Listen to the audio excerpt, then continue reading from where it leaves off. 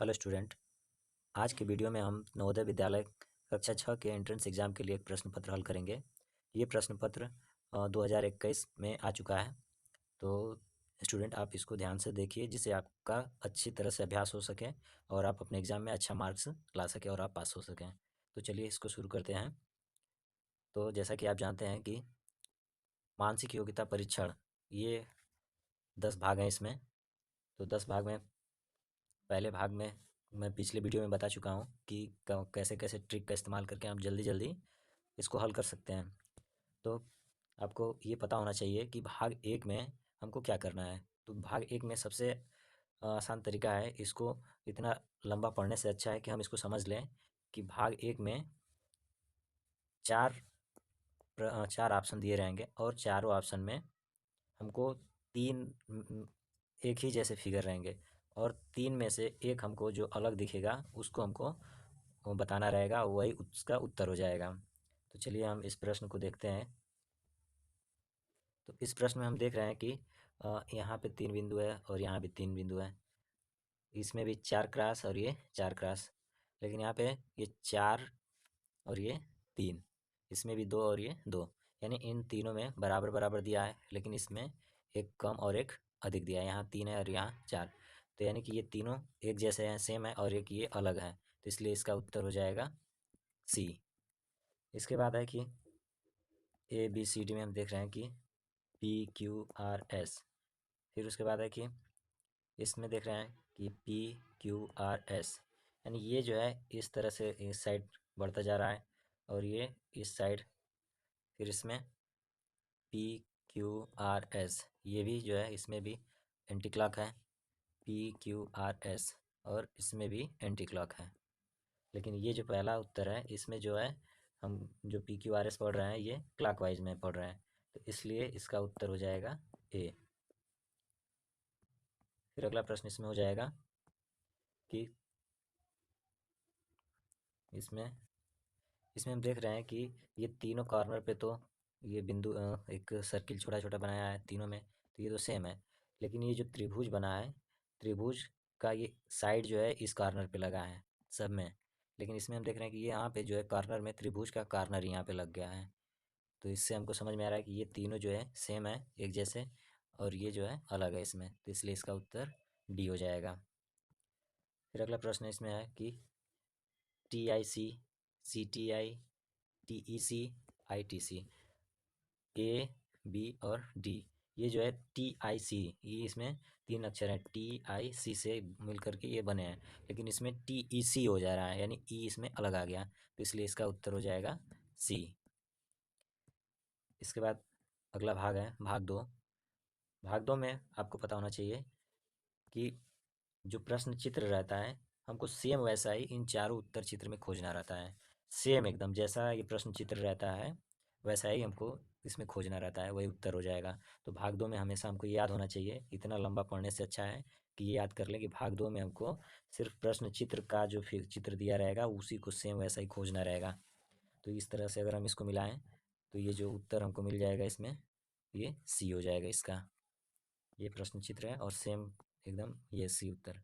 फिर अगला प्रश्न हो जाएगा इसमें, इसमें हम देखेंगे कि ये एकदम सेम फिगर हमको खोजना है इसमें, तो ये किस वाले ऑप्शन में मिल रहा है हमको। तो हम इसमें बारी बारी से सबको देखते हैं, तो देखने के बाद हमको ये मिला कि ये सी, जो सेम फिगर है वो सी में है, इसलिए इसका उत्तर सी हो जाएगा। प्रश्न संख्या 7 में भी देखेंगे, ये भी सेम सेम खोजना है एकदम। तो हम देखेंगे कि ये ब्लैक कॉर्नर, अरे स्टार का ये ब्लैक वाला जो है ये यहाँ पे है और एक यहाँ पे है, तो और बिंदु जो है नीचे है, तो यहाँ बिंदु नीचे नहीं है, यहाँ पे है बिंदु नीचे, तो यानी हम इन छोटी छोटी चीज़ों को मिला करके हम बता सकते हैं उत्तर। तो यानी कि जो सेम फिगर है ये डी में है, तो इसलिए इसका उत्तर डी हो जाएगा। फिर अगला है प्रश्न की ये सेम फिगर हमको खोजना है इसमें, तो यहाँ पे प्लस, ये भी प्लस, और ये माइनस, ये माइनस, तो इसको अगर हम खोजें और ये चारों फिगर तो सेम मिल जाएगा चारों में। तो इस तरह से जब हम खोज रहे हैं इसमें तो देख रहे हैं कि ये प्लस, ये प्लस और ये माइनस यहाँ पे, तो इस तरह से हमको उत्तर मिल गया कि इसका उत्तर सी हो जाएगा। फिर भाग 3 आएगा इसमें, भाग 3 में भी हम इसको समझ लेंगे कि इतना लंबा पढ़ने से अच्छा कि तुरंत इसको समझ लें कि जो प्रश्न चित्र दिया रहेगा, तो प्रश्न सूत्र का एक पार्ट जो होगा, इसमें 4 पार्ट में से एक पार्ट जो है मिस रहेगा, यानी लुप्त रहेगा, और लुप्त भाग जो है इन चारों का बिना दिशा परिवर्तन के दिया है इसमें कि बिना दिशा परिवर्तन के सेम वैसा ही यहाँ पे आकर के इसमें फिट बैठ जाए। तो इस तरह से इसको हम खोजेंगे कि इसके कौन से ऑप्शन को हम यहाँ पे फिट बैठा सकते हैं। तो इसके लिए हम क्या करेंगे कि इन चारों फिगर जो जैसा दिया रहेगा 3 फिगर, वैसा ही हम इसमें भी बनाएंगे फिगर में। जैसे एक सर्किल है बीच में, तो यहाँ पे सर्किल हो जाएगा, ये सर्किल हो जाएगा यहाँ पे। फिर उसके बाद क्रॉस है तो यहाँ क्रॉस हो जाएगा, फिर यहाँ प्लस है तो प्लस हो जाएगा। तो इस तरह से हम इसको समझ सकते हैं कि ये प्लस हो गया, ये क्रॉस हो गया, यहाँ माइनस हो गया, और यहाँ डिवाइड हो गया। तो ये हमको मिल रहा है ये बी में, ऐसा सेम टू सेम। तो यानी ये जो है एकदम सेम आके यहाँ पे फिट बैठ जाएगा। तो इसका उत्तर हो गया बी। फिर अगला है, इसमें उसी तरह इसको भी हम इस कार्नर में इन चारों को फिट करना है, इन चारों में से कोई एक। तो इन चारों में से बैठाने के लिए हम इस फिगर को पूरा करेंगे तो जैसा दिया है, यानी ये ऐसे यहाँ पे ये गोला ऐसे हो जाएगा, और ये जो दो गोले बनेंगे यहाँ पे इसमें बिंदु हो जाएगा। तो ऐसा फिगर हमको मिल रहा है सिर्फ बी में, तो इसका उत्तर हो जाएगा बी। इसके बाद 11 है, 11 में भी इसी तरह हम इसको पूरा करेंगे कंप्लीट को फिगर को, कि यहाँ से इस तरह बना दिया, ये वर्ग हो गया, ये सब में इस तरह दिया है तो इसमें भी इस तरह बना लेंगे, और ये वाली लाइन है सब में तो यहाँ भी लाइन खींच लेंगे। तो इस तरह से हमको मिल जाएगा फिगर बिना दिशा परिवर्तन के, ये मिल गया सी। तो ये उत्तर हो जाएगा सी। फिर इसमें अगला प्रश्न 12 है। 12 में हम देख रहे हैं कि इस फिगर को भी कंप्लीट करने के लिए हमको ये पूरा सर्किल जो है, ये सर्किल पूरा बनाना पड़ेगा यहाँ से। ये जो सर्किल है ये इस तरह, यानी ये सर्किल इसमें आ गया, और फिर ये स्टार बनाएंगे यहाँ से। तो स्टार बनाने के लिए पहले यहाँ से ये लाइन पूरा कर लेंगे, और फिर यहाँ से इसको, और यहाँ से इसको। तो इस तरह से जो फिगर बनेगा, और ये कॉर्नर पे इसको ऐसे किया तो इसको भी कॉर्नर पे कर लेंगे। तो इस तरह से बना हुआ फिगर मिल जाएगा हमको।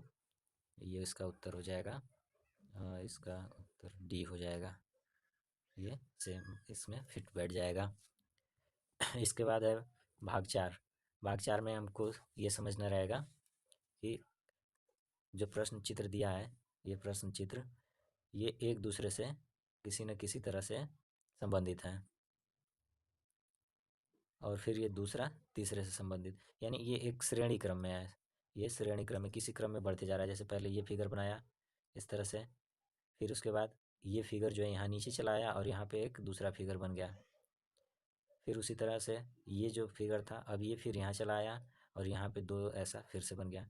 तो अगले फिगर में क्या होगा कि अब ये जो फिगर था अब ये चलाएगा ऊपर, ऐसे ऐसे ऊपर चलाएगा, और ये जो है ये चार ऐसे बन जाएंगे गोले की तरह।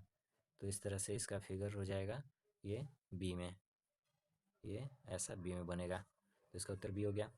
फिर अगला प्रश्न देखेंगे, इसमें ये भी एक एरो की तरफ से जा रहा है कि पहले ऊपर की तरफ एक एरो है, ये ऊपर एरो है, फिर ऊपर एरो, और नीचे जो है एक ये बिंदु के साथ वाला एरो हो गया, फिर ऊपर एरो, इसमें फिर एक स्टेप, ये नीचे एरो।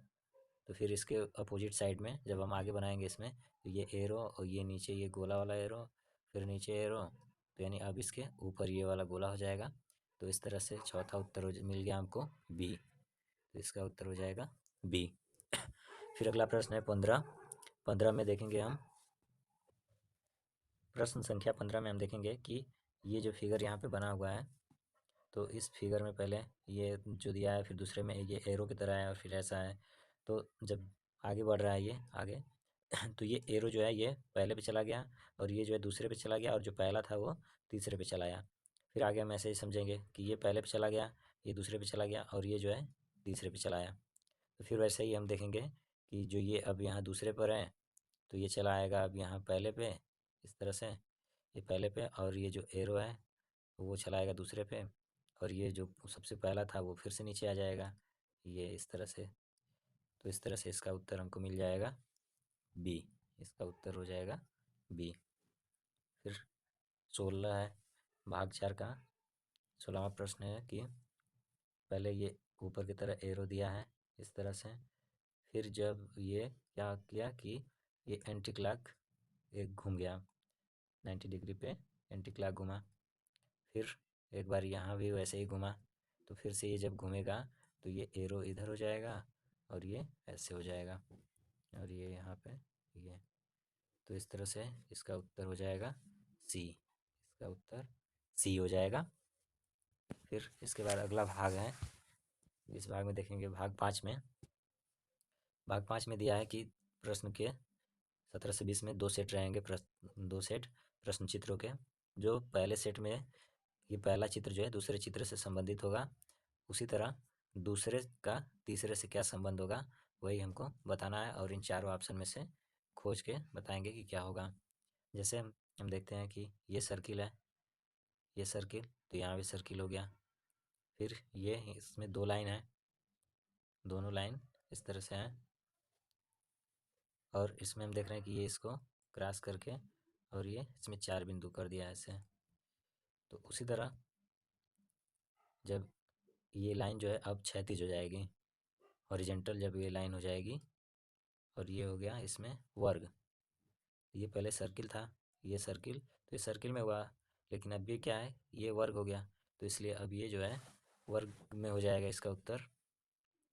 तो इस तरह बनेगा कि ये वर्ग हो गया, और उसके बाद जब इसमें ये हॉरिजेंटल लाइन है, तो हॉरिजेंटल में भी इसको कट करेंगे इस तरह से, और इसमें सर्किल सर्किल था तो सर्किल के 4 ऑप्शन थे, तो इस तरह से इसमें अब इसमें वर्ग का हो जाएगा, वर्ग कटा हुआ, तो इस तरह से इसका उत्तर हो जाएगा सी। फिर अगला प्रश्न देखेंगे इसमें 18, प्रश्न संख्या 18 में देख रहे हैं कि ये स्टार है, और ये स्टार का कटा हुआ भाग, ये जो पार्ट है इसका हेक्सागन यानी षटभुज, ये इसमें से कट आउट होके इसमें बना है। तो उसी तरह जब हम इस त्रिभुज का देखेंगे कि ये इस त्रिभुज का कट आउट है, तो इसका उत्तर हो जाएगा त्रिभुज, और वो भी नीचे की तरफ, तो इसलिए इसका उत्तर हो जाएगा बी। फिर 19 में देख रहे हैं कि पहले बी है, तो इसका एक अपोजिट उल्टा भी बना दिया, तो इसी तरह ई है, तो इसमें भी हो जाएगा कि ई ये इस तरह रहेगा और ये इसमें एक उल्टा ई हो जाएगा, तो इसका उत्तर हो जाएगा ये एक, इसका उत्तर हो गया। फिर नेक्स्ट प्रश्न है 20वां। इसमें 20वें में देखेंगे कि पहले ये जो फिगर बना है, ये एक एरो है और ये भी एक एरो की तरह है, तो जब इसमें हम देख रहे हैं कि ये इसका अपोजिट हो जा रहा है, ये इधर था तो अब इसमें अपोजिट हो गया, और ये भी क्या हो गया, ये भी अपोजिट हो गया। तो जब इसमें अपोजिट हो गया तो इसका भी हम करेंगे, तो ये इस साइड है तो इधर इसका ये गोला हो जाएगा, और फिर ये इसमें ये भी अपोजिट हो जा रहा है, तो इस तरह से इसका उत्तर हमको मिल जाएगा सी। इसका उत्तर सी मिल जाएगा। इसके बाद है भाग 6। भाग 6 को भी समझ लीजिए क्या करना है। भाग 6 में भी हम जानते हैं कि जो ज्यामिति चित्र दिए रहेंगे, त्रिभुज, वर्ग, वृत्त, कुछ भी हो सकते हैं। अब इसके 4 ऑप्शन हैं, इन चारों ऑप्शन में से कौन सा इस खाली जगह में, यानी जो यहाँ से इसका टुकड़ा है, इसमें फिट कौन सा आएगा। तो हम इस फिगर को ही कंप्लीट करके देख लेंगे कि ये कैसा फिगर बन रहा है, तो इसको मिला लेंगे ऑप्शन में से, तो हमको उत्तर मिल जाएगा। तो चलिए इसको करके देखते हैं। जैसे हम इसको पहले एक वर्ग की तरह कंप्लीट कर लेते हैं यहाँ से और इस तरह से। अब हमको जो ये फिगर मिल रहा है कटा हुआ पार्ट, यही इसका उत्तर हो जाएगा ये। तो ये हमको किस में मिल रहा है, तो ये उत्तर हमको मिल जाएगा ये डी में, ये मिल रहा है हमको डी में। फिर प्रश्न संख्या 22 है। 22 में ये त्रिभुज है, तो त्रिभुज का ये कटआउट है,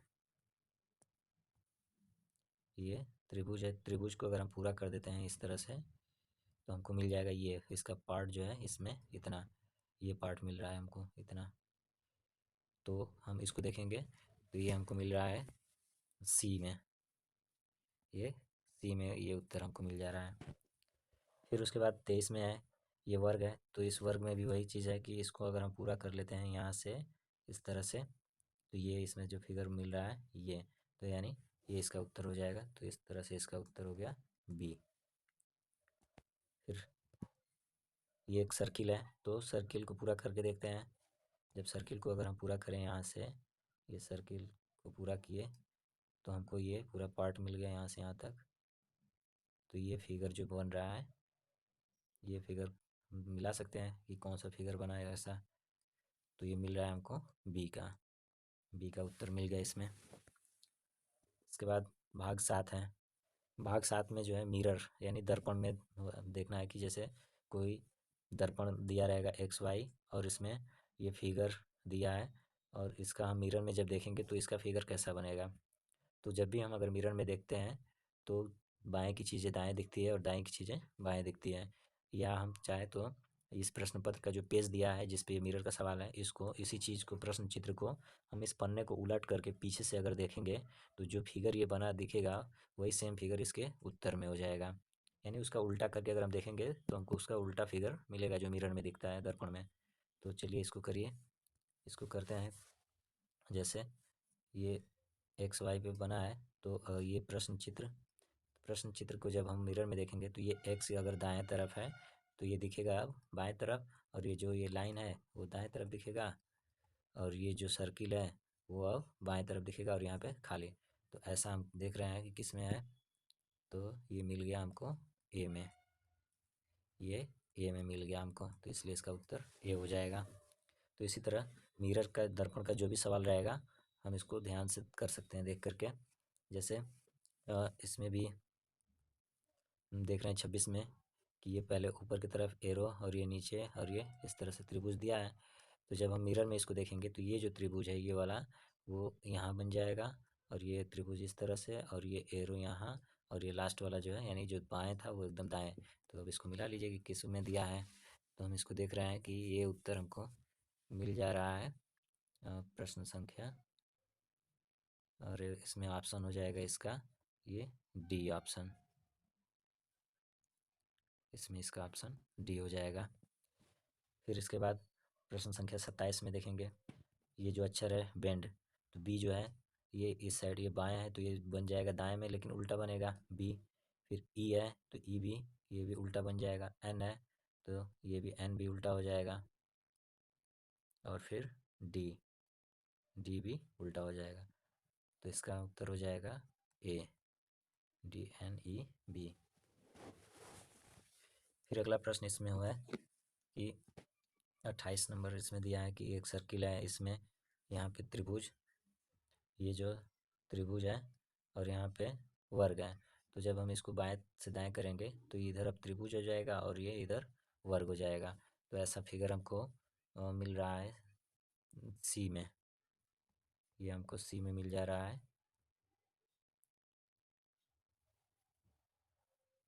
इसके बाद अगला भाग है भाग 8। भाग 8 में हम लोग देखेंगे कि कागज़ के टुकड़े को काट करके, नहीं पहले कागज़ के टुकड़ों को मोड़ेंगे और मोड़ने के बाद उसको कट करेंगे। तो काट करके फिर जब उसको खोलते हैं तो कैसा बनेगा फिगर। तो इसको देखिए प्रश्न चित्र में कि जैसे पहले अगर कोई वर्गाकार आकार का कागज़ है वर्ग की तरह, इसको पहले यहाँ से बीच से मोड़ दिया तो ये अब एक त्रिभुज बन गया। ये त्रिभुज, अब इस त्रिभुज को जो त्रिभुज बना था अब इसको इसके आधे से मोड़ दिया तो अब ये छोटा सा त्रिभुज बन गया। तो अब इस त्रिभुज, ये जो छोटा सा त्रिभुज बन गया, इसमें यहाँ पे दो जगह इसको कट लगा दिया। अब इसको खोलना है तो जब हम खोलेंगे तो यहाँ से मोड़ा गया था तो ये जो दो कट थे अब ये दोनों कट एक तो यहाँ आ जाएगा और ये वाला कट यहाँ पे चला जाएगा। फिर इसको फिर से खोलेंगे अब इस त्रिभुज को पूरे में, जब पूरा खोलेंगे यहाँ से तो ये जो कट है ये यहाँ पे चला आएगा, और ये वाला कट, ये कट यहाँ पे चला जाएगा, और उसी तरह इसका भी ये कट इस तरह से।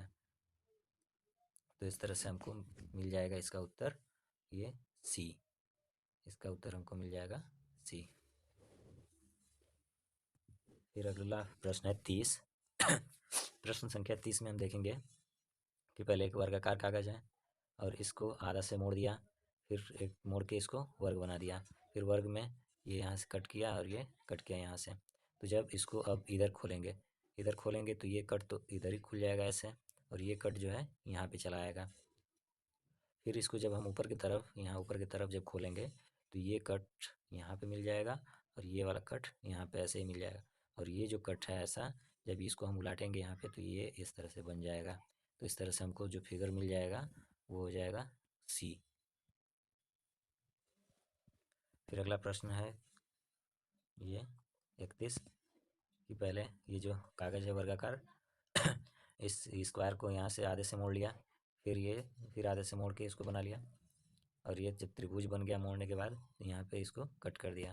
तो जब हम इसको खोलेंगे तो पहले ये इस तरह से कटेगा दोनों तरफ, फिर ये इधर को मोड़ा गया था इधर ऐसे, तो जब ये इधर कट है तो यहाँ कट ऐसे हो जाएगा। जब इसको हम खोलेंगे तो ये कट इस तरह से हो जाएगा, और फिर ये जब आधे पर से पूरा हम इसको इधर खोल दिए ऐसे, तो ये वाला कट जो है यहाँ ऐसे हो जाएगा और ये कट ऐसे।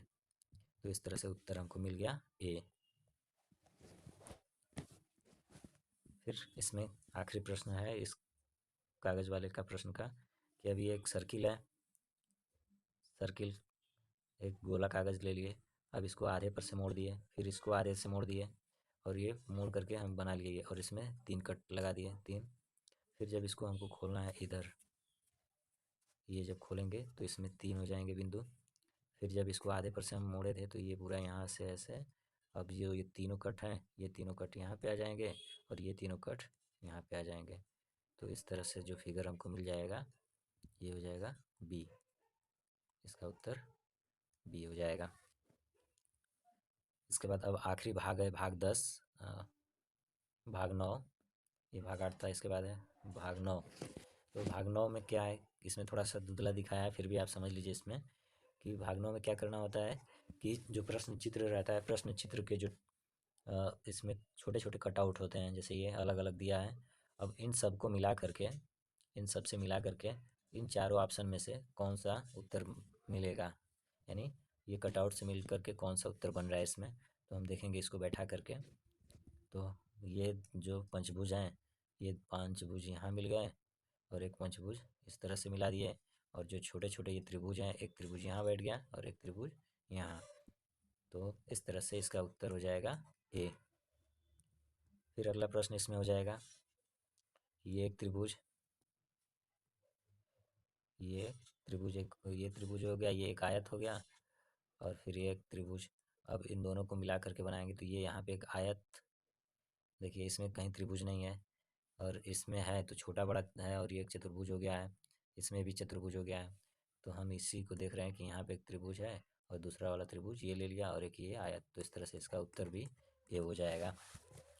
इसके बाद अगला प्रश्न है कि इसमें ये छोटे छोटे कटआउट्स को मिलाएंगे जब, तो पहले तो ये सर्किल, सर्किल का एक चौथाई है, ये भी एक चौथाई, ये भी एक चौथाई।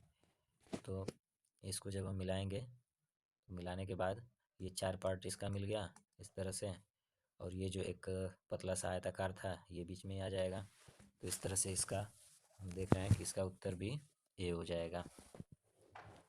इसके बाद प्रश्न संख्या 36 है। 36 में हम देख रहे हैं कि इसमें एक छोटा त्रिभुज, एक बड़ा त्रिभुज है, और ये एक समलंब चतुर्भुज है। तो जब हम इसको बैठाएंगे तो देख रहे हैं कि इसमें एक त्रिभुज, दो त्रिभुज, और यहाँ पे दो चतुर्भुज चाहिए, इसमें नहीं होगा, और इन दोनों में भी नहीं होगा। तो हम यहाँ देख रहे हैं इसमें कि ये एक छोटा त्रिभुज और ये एक बड़ा त्रिभुज और ये एक चतुर्भुज मिला करके ये बन रहा है। तो इस तरह से इसका उत्तर बी हो जाएगा। अब इसके बाद भाग 10 है।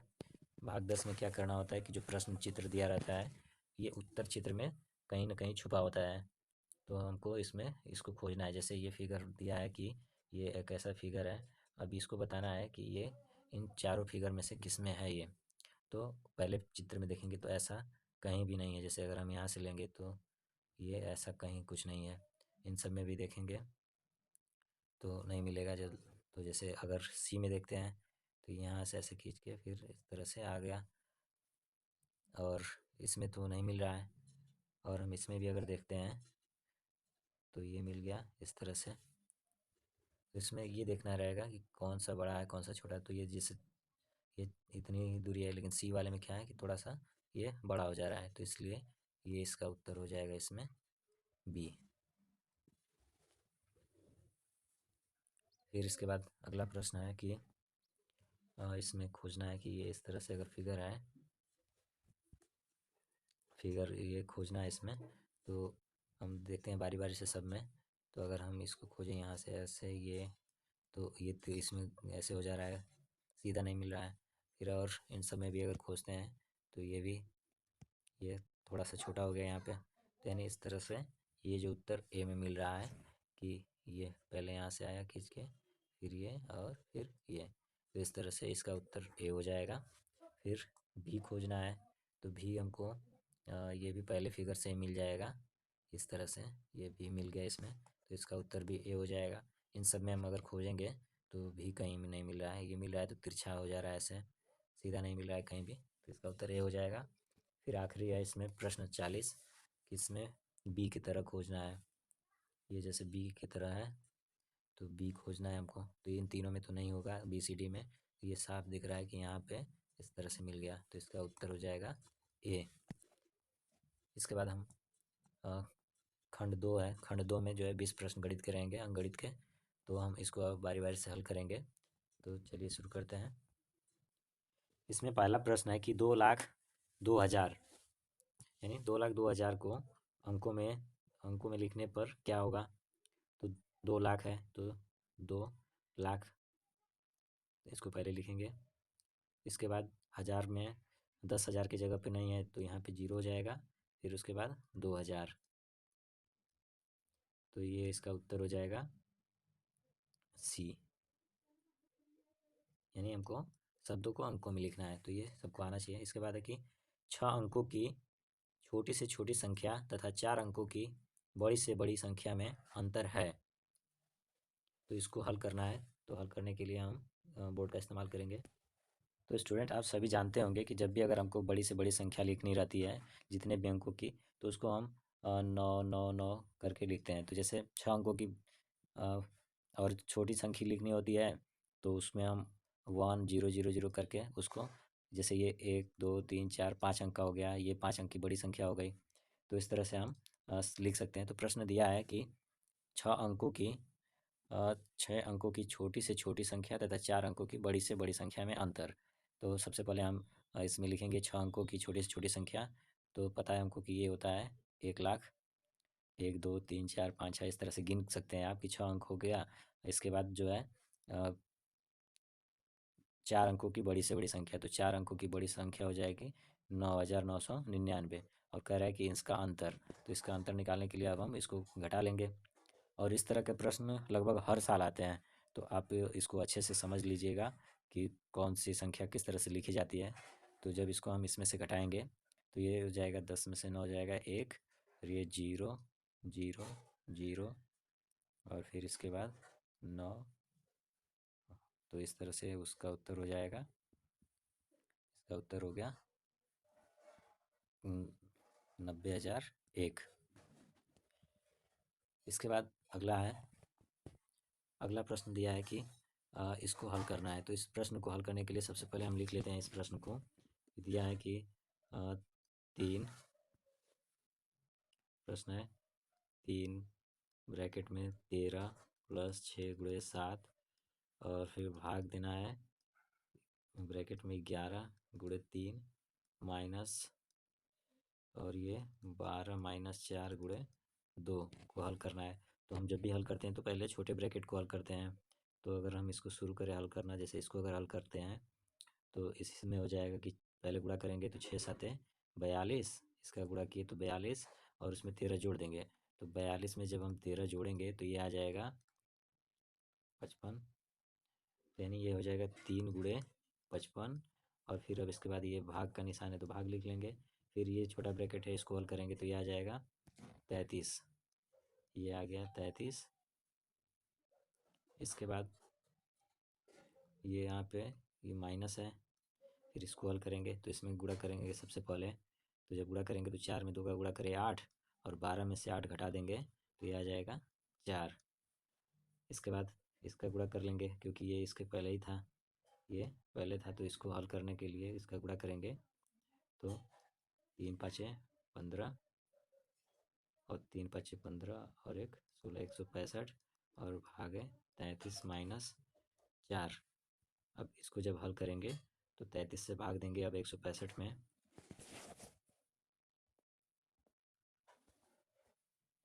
तो जब भाग देंगे इसको तो भाग देंगे तो ये आ जाएगा 5, ये -4। तो इस तरह से इसका उत्तर आ जाएगा 1। तो इसका उत्तर हो जाएगा 1।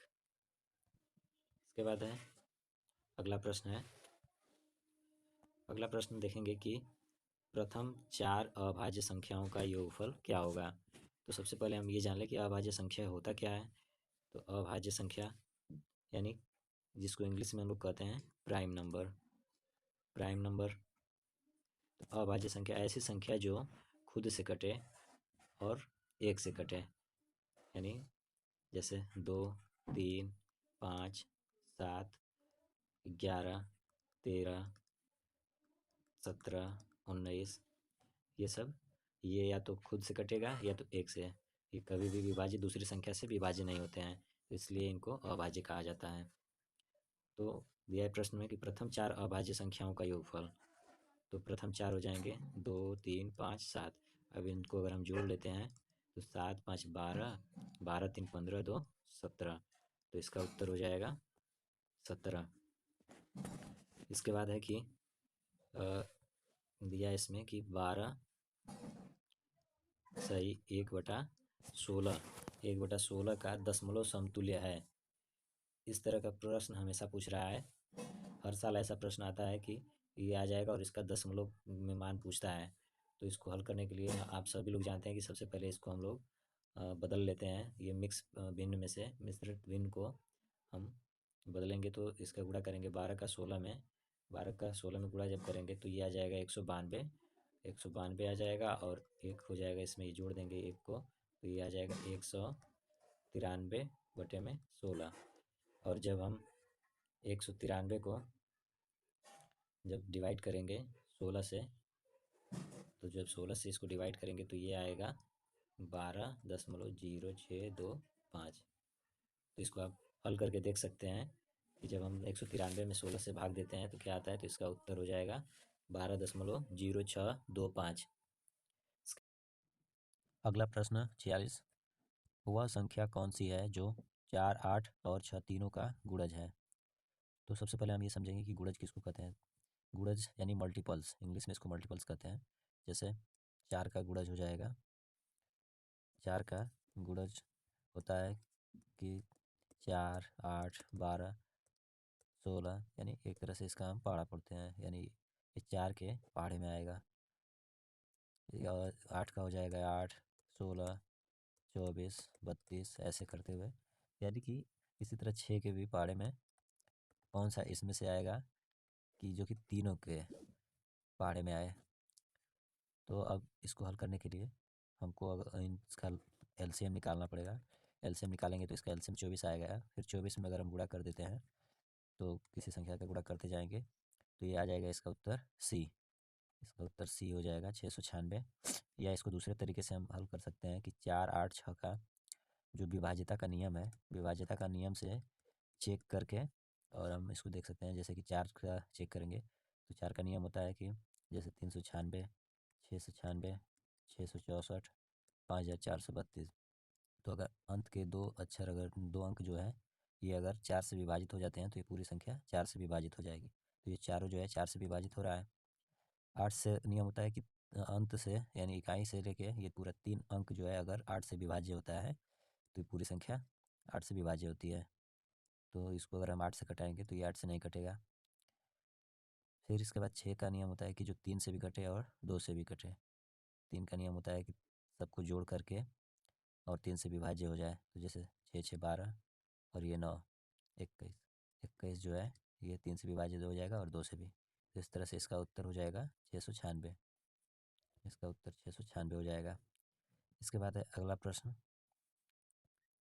अगला प्रश्न है कि वह बड़ी से बड़ी संख्या जो 270 तथा 426 को भाग करने पर प्रत्येक में 6 शेषफल देती है।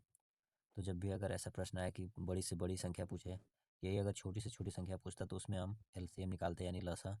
लेकिन यहाँ पे ये बड़ी से बड़ी संख्या पूछ रहा है, इसलिए इसमें हम एचसीएफ यानी मौसा निकालेंगे।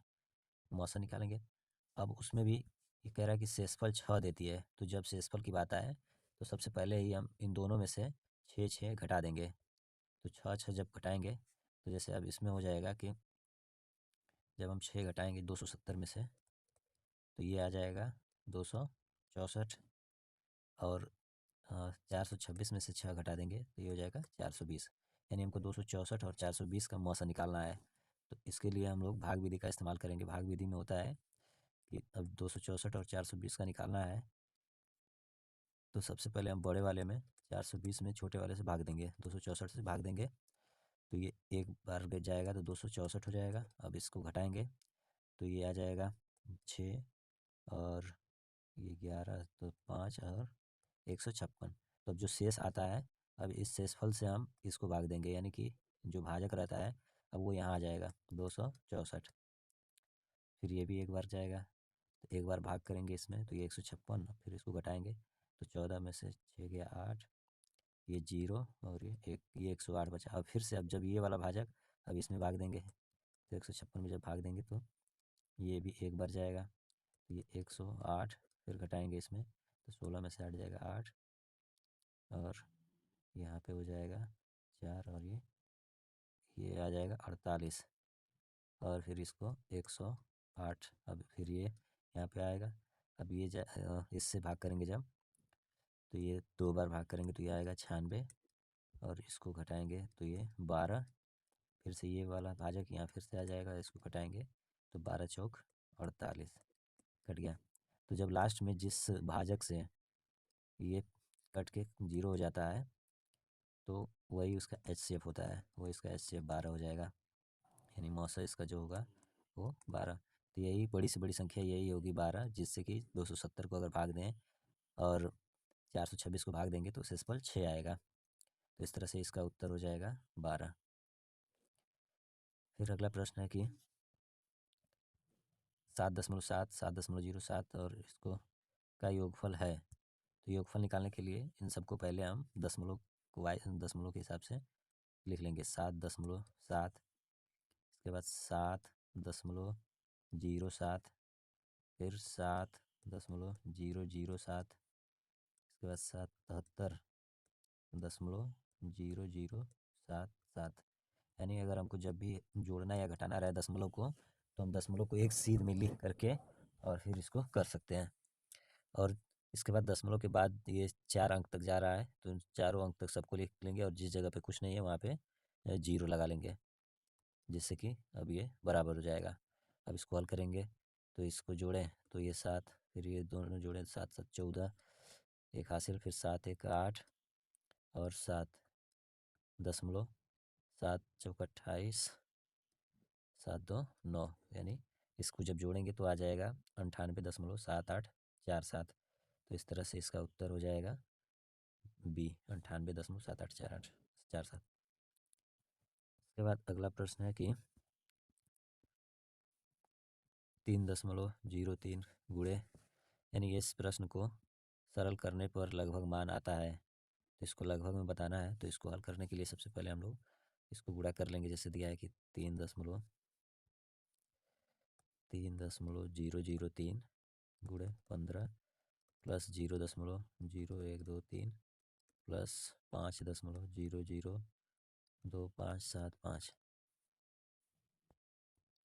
इसका मान हमको लगभग में बताना है। तो जब हम इसका गुणा करेंगे तो 15 है, ये 3 का गुणा कर देंगे तो लगभग ये 45 आ जाएगा, और प्लस इस दोनों को जब जोड़ेंगे तो ये 5.01 2 ऐसे कुछ करके आएगा। तो जब हम देख रहे हैं इसमें, अगर ये 5 दशमलव के बाद अगर ये लगभग 5 से ऊपर रहता है, यहाँ दशमलव 5 से 51 या कुछ अधिक या 60 या 70 कुछ ऐसे रहता, तो इसको हम लगभग 6 के बराबर मान लेते हैं। लेकिन ये छोटा है इसलिए ये 5 के बराबर ही रहेगा, तो इसलिए 5 और 45 जोड़ेंगे तो ये इसका उत्तर हो जाएगा 50, यानी ये लगभग 50 के बराबर हो जाएगा। इसका उत्तर हो जाएगा 50। फिर अगला सवाल है कि एक रेलगाड़ी दिल्ली से 8:15 AM यानी सुबह पर चलती है तथा अजमेर 2:30 PM पर पहुंचती है। रेलगाड़ी द्वारा दिल्ली से अजमेर पहुंचने में लगा समय है। तो ऐसा सवाल हल करने के लिए सबसे पहले हम लोग इसके टाइमिंग को 24 घंटे वाले टाइमिंग में बदल लेते हैं, जिससे कि घटाने में आसानी रहता है। तो अगर समय सुबह जो है 8:15 है, तो 8:15 को अगर हम बदलें ये 24 घंटे वाले में, तो ये भी उस समय भी 8:15 ही होंगे।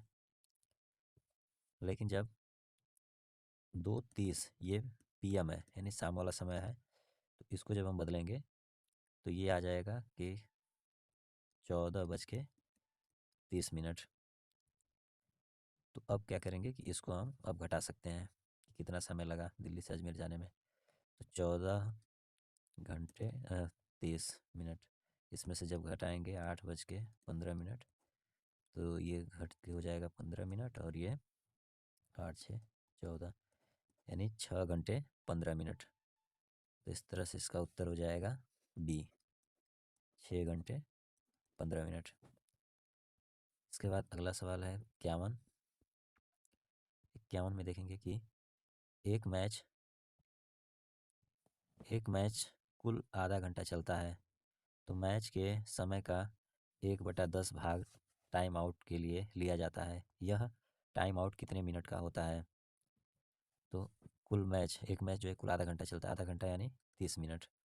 अब कह रहा है कि 30 मिनट मैच का 1/10 भाग टाइम आउट के लिए, तो इसका 1/10 जब निकालेंगे तो ये आ जाएगा 3, यानी 3 मिनट। इसका उत्तर हो जाएगा 3 मिनट। फिर अगला सवाल है इसमें कि यदि x/25 बराबर 196 x है, तो x बराबर है। तो इसको सॉल्व करेंगे कि x/25 बराबर 196/x है, तो इसका हम लोग तिर्यक गुणा करेंगे, क्रॉस मल्टीप्लाई। तो x का x में गुणा किए तो x² बराबर 196/25। जब x का मान निकालेंगे तो ये करनी में हो जाएगा, तो 196/25। तो हम जानते हैं कि 196 का जो वर्गमूल होगा, स्क्वायर रूट, वो 14 और 25 का हो जाएगा 5। तो इस तरह से जब कॉर्नी हटाएंगे तो इसका वर्गमूल निकाल लेंगे, और इसके बाद 14×5 = 70, यानी x का मान हो जाएगा 70। ये इसका उत्तर हो जाएगा 70। फिर अगला सवाल देखेंगे कि एक वस्तु 7,500 में खरीदी जाती है और 8,400 में बेची जाती है, तो लाभ प्रतिशत है। तो लाभ प्रतिशत बताने के लिए हम जानते हैं कि फार्मूला होता है कि लाभ प्रतिशत बराबर लाभ बटे में क्रय मूल्य गुणे 100। तो जब हम देख रहे हैं कि ये 7,500 में खरीदा गया और बेचा गया 8,400 में, तो इसमें लाभ कितना हुआ? तो लाभ हो जाएगा ये इसका 900 रुपये लाभ हो गए। तो जब हम इसका लाभ प्रतिशत निकालेंगे जब, तो लाभ हुआ 900 का, और क्रय मूल्य है 7,500 7,500 और गुणे 100। तो ये 0 से 0 कटा दिया, 100 कट गया। इसके बाद 75 को कटाएंगे, तो 5 से कटाए तो 15×5 = 75, और ये 15×6 = 90, और जब 5 से कटाएंगे 60 को, तो 12×5 = 60, यानी 12%। तो इसका उत्तर हो जाएगा 12% लाभ हुआ। उसके बाद अगला सवाल है कि एक रेडियो को उसके अंकित मूल्य के 3/4 में खरीदता है तथा इसे अंकित मूल्य से 20% अधिक पर बेच देता है, तो ए का प्रतिशत लाभ है। तो ए का हो जाएगा प्रतिशत लाभ। इसको हल करने के लिए हम दो तरीके से हल कर सकते हैं। एक तो अंकित मूल्य को x मान करके कि उसका अंकित मूल्य x है, और फिर इसके बाद इसका 3/4 निकालें, फिर x का 20% निकालें। तो इस तरह से, या तो फिर हम सीधा समझ लें ऐसे कि मान लेते हैं कि जो अंकित मूल्य है वो 100 रुपया है। अब 100 रुपये को मान करके और हम चाहे तो निकाल सकते हैं। जैसे 100 रुपया अंकित मूल्य है, तो 100 का 3/4 हो जाएगा, 3/4, ये 25 कटा दिए, 4×25 = 75, यानी 75 रुपया इसका अंकित मूल्य आ जाएगा। नहीं, अंकित मूल्य तो 100 रुपये माने हैं, और इसका जो 3/4 निकालेंगे तो 75 रुपये, यानी ये इतने में खरीदता है, यानी इसका ये क्रय मूल्य हो गया, ये इसका कास्ट प्राइस हो गया। इसके बाद इसको बेचता है ये 20% अधिक पे, तो यानी 100 अंकित मूल्य है, इसका 20% निकालेंगे तो 20/100, ये 100 से 100 कट गया, यानी 20 रुपये आ जाएगा। तो जब बेच रहा है वो 120 रुपये में, क्योंकि 20% अधिक करेंगे, यानी 20% 20 आया, तो 100 में हम 20 जोड़ देंगे तो ये 120%, ये हो जाएगा इसका सेलिंग प्राइस, यानी ये 120 रुपये में बेच रहा है। ये खरीद रहा है 75 में और बेच रहा है 120 में, तो इसको फ़ायदा कितना हुआ? तो लाभ हो जाएगा इसमें ₹45। तो फार्मूला होता है लाभ प्रतिशत का, कि लाभ तो लाभ 45 और बटे में क्रय मूल्य गुणे 100। तो क्रय मूल्य नहीं, क्रय मूल्य इसका 75 हो जाएगा। क्रय मूल्य 75, क्योंकि ये 3/4 में है। तो जब इसको हल करेंगे तो एक 15 तियाँ 45 और 15 पाँचे 75, और फिर 5 से इसको दिए तो ये कट गया 20, तो 20 तिहाई 60। इसका लाभ प्रतिशत हो जाएगा 60%। तो इस तरह से इसका उत्तर हो जाएगा 60।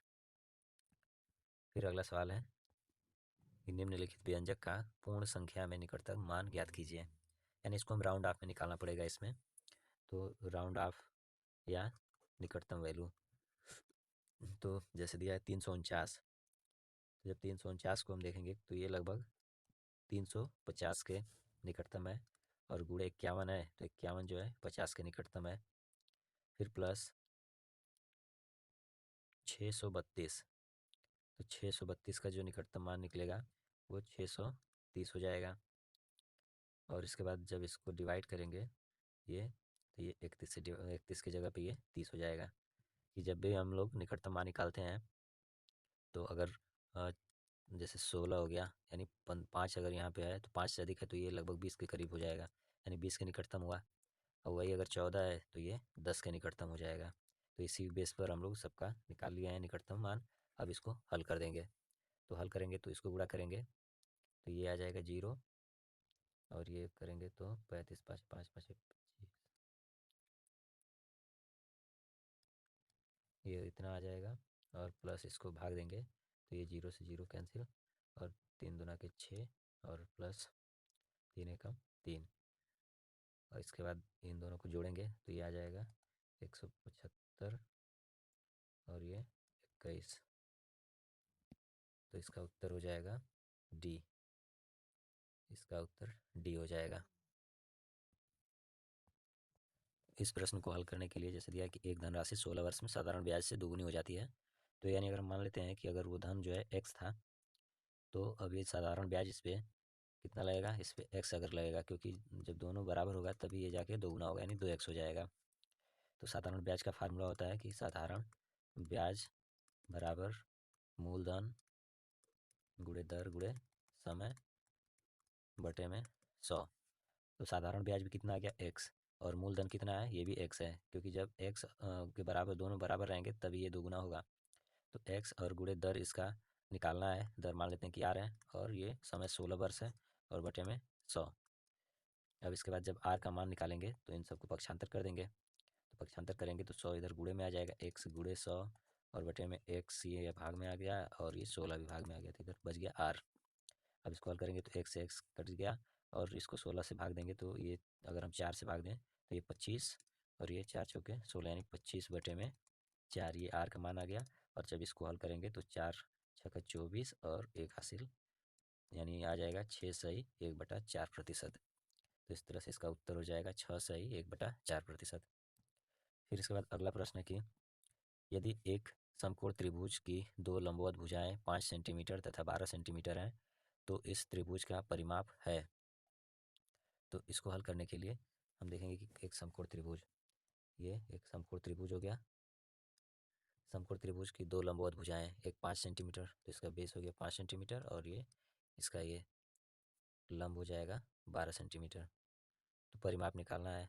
तो किसी भी त्रिभुज या बहुभुज का परिमाप निकालने के लिए इसके सभी भुजाओं की लंबाई को हम जोड़ देते हैं, तो परिमाप निकल जाता है। तो परिमाप निकालने के लिए हमको सबको जोड़ना पड़ेगा। तो ये 12 + 5, लेकिन इस भुजा को पता नहीं है हमको कितना है। तो ये समकोण त्रिभुज है, तो ये लंब, ये आधार, और ये इसका कर्ण हो जाएगा, कर्ण। तो कर्ण निकालने के लिए आप सभी लोग जानते हैं पाइथागोरस प्रमेय। पाइथागोरस प्रमेय होता है कि कर्ण का स्क्वायर बराबर लंब का स्क्वायर प्लस आधार का वर्ग या स्क्वायर। तो ये निकालना है हमको जब, तो ये हो जाएगा लंब 12 का वर्ग और प्लस 5 का वर्ग। तो 12 का वर्ग करेंगे तो ये 144, और 5 का वर्ग करेंगे तो 25, आ जाएगा ये 169। तो जब ये कर्ण का स्क्वायर है, कर्ण का वर्ग दिया है, आ गया 169, तो कर्ण कितना हो जाएगा, जब यहाँ से स्क्वायर ये वर्ग हटाएंगे तो ये हो जाएगा कर्णी में 169। कर्णी का मतलब इसका हम वर्गमूल निकालेंगे, तो 169 का वर्गमूल हो जाएगा 13। तो इस तरह से कर्ण आ गया 13 सेंटीमीटर। अब इसको हम जोड़ लेंगे, परिमाप का मतलब सभी भुजाओं को जोड़ लेंगे, तो 12 प्लस और ये 13, तो जोड़ेंगे जब तो 12 5 17 और ये पूरा हो जाएगा 30 सेंटीमीटर। इसका उत्तर आ गया 30 सेंटीमीटर, इसका परिमाप हो जाएगा। फिर अगला प्रश्न दिया है कि दिया गया है कि 154 गुणे 18 बराबर 2772 है, तो 27.72 में अगर भाग दिया जाए 1.8 से तो इसका मान क्या होगा। इसको हल करने के लिए सबसे पहले हम समझ लें कि 154 में अगर 18 का गुणा हो रहा है तो ये 2772 हो रहा है, यानी कि चाहे ये 154 में गुणा करें तो 18 मतलब गुणा करें तो इतना आ रहा है, तो अगर हम 2772 में अगर 18 से भाग देंगे तो ये आ जाएगा 154। तो जब ये दशमलव में दिया है यहाँ पे दशमलव और ये 1.8, तो ये 27.72 बटे में 1.8,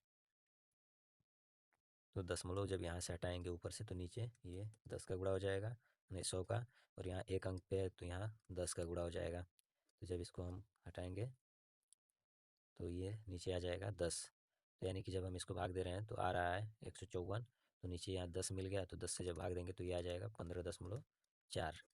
इसका उत्तर हो जाएगा 15.4। फिर इसके बाद है अगला सवाल 59 की एक क्रिकेट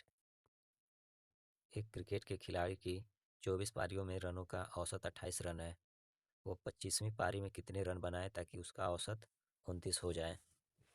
तो इस तरह का सवाल जब भी हल करना रहता है तो औसत का फार्मूला हम जानते हैं, औसत होता है कि औसत बराबर जितने भी संख्या रहेगा या जो भी पारियाँ रहेंगी सबको जोड़ करके और जितनी पारियाँ हैं उससे हम डिवाइड कर देंगे। जैसे 24 पारियाँ हैं तो 24 से डिवाइड कर देंगे। तो ये अब इस प्रश्न को हल करेंगे कि कैसे होगा।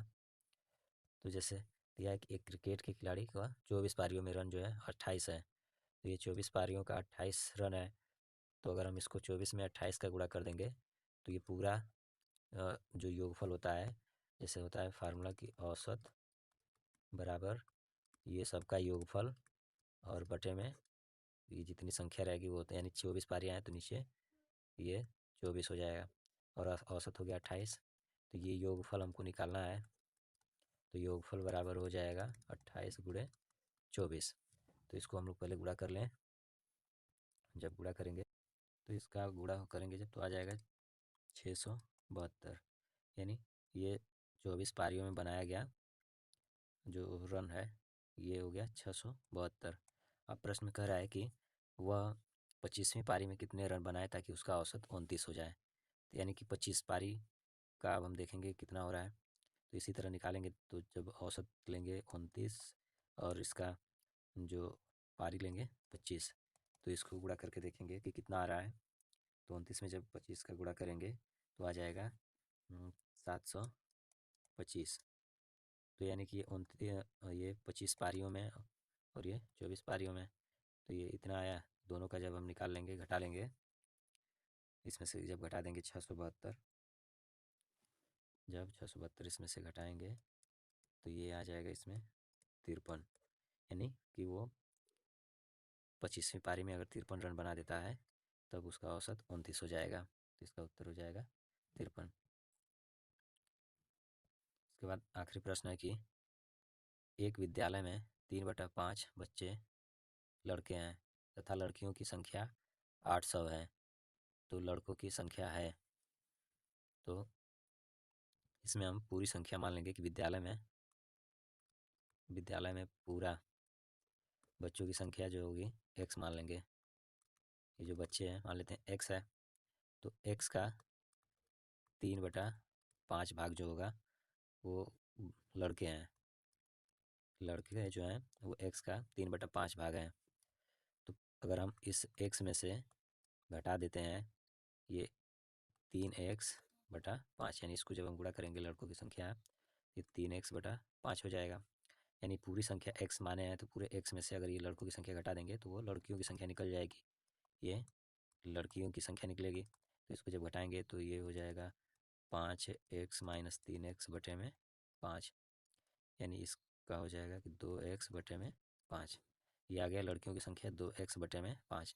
और यहाँ पे दिया है कि ये कितना है, लड़कियाँ हैं 800, लड़कियाँ हो जाएंगी 800। तो इसको जब हल करेंगे तो 2x बराबर 800 × 5। अब यहाँ से 2 हटाएंगे तो ये आ जाएगा डिवाइड में, तो 2 से इसको डिवाइड किए तो ये आ जाएगा 400। 400 में 5 का गुणा किए, 5 चौके 20, यानी ये पूरी संख्या x का मान आ गया 2000। यानी विद्यालय में पूरी संख्या बच्चों की जो है वो 2000 है। अब इसमें से लड़कियां हैं 800, तो लड़के हो जाएंगे 1200। इसमें से 800 घटा लेंगे तो पता चल जाएगा, तो ये हो जाएगा 1200 लड़कों की संख्या। तो इस तरह से इसका उत्तर आ गया 1200। इसके बाद अब आगे सवाल खंड 3 में जो है भाषा परीक्षण है। तो भाषा परीक्षण के लिए हम इसको पढ़ करके और इसका उत्तर देना है। जैसे इसमें दिया है कि दीपक उत्साहित था। वह अपने चाचा जी और चचेरे भाई बहन प्रीत और रिया के साथ रविवार को पिकनिक पर जा रहा था। उसने अपने तैराकी के सामान, नाश्ते और खेलने के सामान को अपने एक पिट्ठू बैग में रख लिया। वे सुबह 6 बजे चल दिए। बहुत दूर तक गाड़ी चलाने के बाद वे पिकनिक के स्थान पर सुबह 9 बजे पहुंच गए। यह स्थान गांव के एक फार्म हाउस था। उन्होंने गांव के चारों ओर घूमकर धान के खेत देखे और जाना कि चावल कैसे उगाया जाता है। वे पेड़ों पर चढ़े और आम तथा अमरूद तोड़े। दोपहर को एक पेड़ के नीचे बैठकर उन्होंने दोपहर का भोजन किया। जब चाचा जी ने कहा कि अब घर लौटने का समय है तो वे और देर तक ठहरना चाहते थे, क्योंकि उन्हें गांव बहुत अच्छा लगा। तो अब इसमें जो है उत्तर अब देखना है कि प्रश्न पहला है कि उत्साहित उत्साहित शब्द का अर्थ है, तो उत्साहित होना, यानी कि ये चारों ऑप्शन नहीं होगा। व्यस्त, निराश, विश्वस्त नहीं होगा। ये हो जाएगा बहुत प्रसन्न। यानी किसी भी चीज़ को देखने के लिए या जानने के लिए अगर हम बहुत कोशिश करते हैं या खुश होते हैं तो वो उत्साहित हो जाएगा। दीपक और उसके चचेरे भाई बहन, तो 4 ऑप्शन है कि गांव में उब गए, ने पिकनिक का आनंद लिया, घर वापस आना चाहते थे, पेड़ों पर न चढ़ सके। तो वो क्या किए कि वो पिकनिक का आनंद लिया। इसके बाद अगला प्रश्न है कि दीपक दीपक अपने किसके साथ पिकनिक पे गया, तो चाचा और चचेरे भाई के साथ। इसका उत्तर हो जाएगा बी। पिकनिक का स्थान एक क्या था, एक गांव था। इसके बाद चाचा जी ने दीपक को दिखाया कि कैसे हम धान उगाते हैं, यानी चावल उगाते हैं। इसका उत्तर डी हो जाएगा। इसके बाद दूसरा जो अनुच्छेद है इसको पढ़ेंगे। अनुच्छेद दूसरा कि क्या आपने रस्साकसी खेल खेला है? यह एक रोचक खेल है। रस्साकसी का खेल खेलने के लिए आपको कुछ खुली जगह, एक लंबी एवं मजबूत रस्सी और खिलाड़ियों की 2 टीमों की आवश्यकता होती है। खेल तभी रोचक होगा जब दोनों टीमें बराबर मजबूत होंगी। दोनों टीमों के बीच एक रेखा खींच दी जाती है। जो टीम खींची जाती है और बीच की रेखा पार करने को बाध्य कर दी जाती है, खेल हार जाती है। टीम के सबसे शक्तिशाली सदस्य को मजबूती से रस्सी के अंतिम छोर को पकड़े रहना चाहिए और टीम को संगठित होकर रस्सी को खींचना चाहिए। खेलने के स्थान से पत्थरों को साफ कर देना चाहिए, अन्यथा उनसे चोट लग सकती है। तो पहला सवाल इसमें है कि रस्साकसी है, तो यह क्या है? युद्ध है, रस्सी, लड़ाई, खेल। यह एक खेल है। इसके बाद दूसरा प्रश्न है इसमें कि रस्साकसी में हम क्या करते हैं? मुक्केबाजी, छुपा छुपी, बल्लेबाजी, रस्साकसी। तो इसमें हम रस्सी को दोनों तरफ से खींचते हैं। इसके बाद है कि रस्सी के अंतिम छोर को पकड़ने वाला टीम का कैसा, सबसे छोटा, सबसे युवा, सबसे लंबा या सबसे शक्तिशाली? सबसे शक्तिशाली व्यक्ति जो रहेगा वो हो जाएगा। अगला प्रश्न है इसमें कि टीम जो बीच की रेखा के पार खींच ली जाती है, यानी जिस टीम को अगर खींच लेंगे अपने तरफ तो वो टीम हार जाती है। संगठित शब्द का आशय है, संगठित का मतलब एक साथ, यानी मिल करके। तो इसका उत्तर हो जाएगा साथ साथ। फिर इसके बाद अगला टॉपिक है अनुच्छेद 3। इसको पढ़ेंगे और इसका उत्तर देंगे। तो दिया है कि शरीर का भार कम करने या स्वस्थ भार बनाए रखने के लिए केवल 2 साधारण नियम है। वे ये हैं: कम वसा और शर्करा वाला संतुलित भोजन करना और अधिक व्यायाम करना। भार कम करने के लिए आपको भूखे रहने की कोई आवश्यकता नहीं है। यदि आप चीनी, केक, बिस्कुट कम कम लें तथा अधिक फल और सब्जियां खाएं और पर्याप्त पानी पिए तो आपका भार कम हो जाएगा। और आप अधिक स्वस्थ हो जाओगे। प्रतिदिन सैर के लिए जाएं या साइकिल चलाएं। टेलीविज़न देखने या वीडियो गेम्स खेलने के स्थान पर अधिक सक्रिय रहें। तो इसमें पहला प्रश्न है कि हम स्वस्थ कैसे रह सकते हैं? केवल बिस्कुट खाकर, व्यायाम करके, संतुलित भोजन खाकर और व्यायाम करके या अधिक फल खा करके? तो इसका उत्तर हो जाएगा कि संतुलित भोजन खाकर और व्यायाम करके। फिर अगला प्रश्न है इसमें कि भार कम करने के लिए हमें क्या अधिक खाना चाहिए? तो इसके लिए हमको फल और सब्जियां अधिक खानी चाहिए। स्वस्थ रहने के लिए हमें क्या अधिक पीना चाहिए? तो इसके लिए पानी पानी पीना चाहिए। कौन सा व्यायाम सबके लिए अच्छा है? तो सैर करना और साइकिल चलाना। इसके बाद है कि सक्रिय शब्द का विलोम शब्द क्या है? यानी विलोम शब्द का मतलब विपरीत अर्थ वाला, यानी उल्टा। तो सक्रिय का मतलब हो जाएगा निष्क्रिय, इसका विलोम हो जाएगा निष्क्रिय। फिर आखिरी टॉपिक है इसमें अनुच्छेद 4 कि शरद ऋतु गर्मी और जाड़े के मौसम के बीच आती है। इस सुंदर ऋतु में बहुत से परिवर्तन होते हैं। दिन छोटे हो जाते हैं, पेड़ों की पत्तियां हरे रंग से बदलकर जीवंत लाल, पीली और नारंगी हो जाती है। वस्तुतः पत्तियों को हरा बनाए रखने के लिए पेड़ों को धूप चाहिए। धूप के बिना पत्तियां पीली हो जाती हैं। घास पर अब ओस नहीं बिछी होती है, बल्कि प्रायः प्रत्येक प्रातःकाल को पाला पड़ता है, क्योंकि तापमान हिम बिंदु तक जा पहुंचता है। पशु जाड़े के लंबे महीनों के लिए पर्याप्त भोजन एकत्र करने लगते हैं। ये परिवर्तन तब होते हैं जब हम ग्रीष्मकाल की गर्मी से शीतकाल की सर्दी के अनुकूल हो रहे होते हैं। इसमें इसमें अब पहला प्रश्न है कि ग्रीष्म और किसके बीच शरद ऋतु आती है? तो सबसे पहले इसमें दिया है कि शरद ऋतु गर्मी और जाड़े के मौसम के बीच आती है। तो यहाँ पे हम ये जाड़ा यानी शीत, शरद ऋतु ग्रीष्म के बीच शरद ऋतु आती है, तो ग्रीष्म और शीत ऋतु। इसके बाद है कि शरद ऋतु में निम्नलिखित में से क्या परिवर्तन हो सकता है? तो शरद ऋतु में दिन छोटे होते हैं, गर्मी पड़ती है, दिन बड़े होते हैं, अधिक धूप होती है, तो दिन छोटे होने लगते हैं।